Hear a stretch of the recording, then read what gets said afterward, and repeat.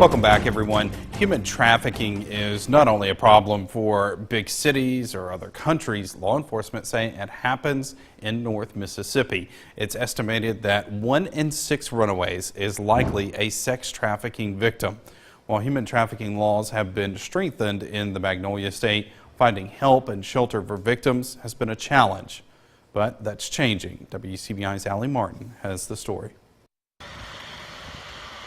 It was Super Bowl weekend, and Lee County Sheriff's deputies assisted the Mississippi Highway Patrol with a traffic stop in the eastern part of the county. It had 2 individuals in it, along with a stolen vehicle, and there were 2 young girls that was in the vehicle that were more than certain was a victim of sex trafficking. While the suspects were arrested, there was no place to take the women who police believe were victims of sex trafficking. What do you do with these victims? There was not any place in the state of Mississippi.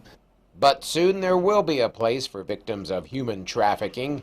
The Anchor Church recently purchased the former First Baptist Church of Verona.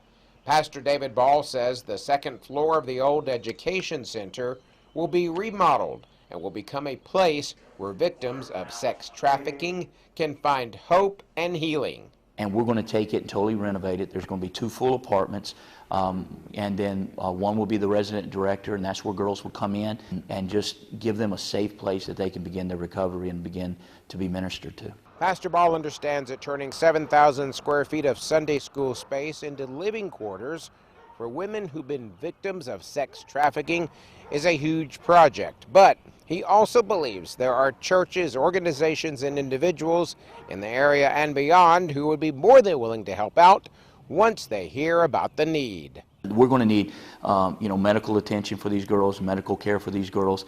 There's big, huge amounts of trauma therapy that's going to be needed for these girls that they're going through. And because of that, we see a team of churches coming together to attack this issue.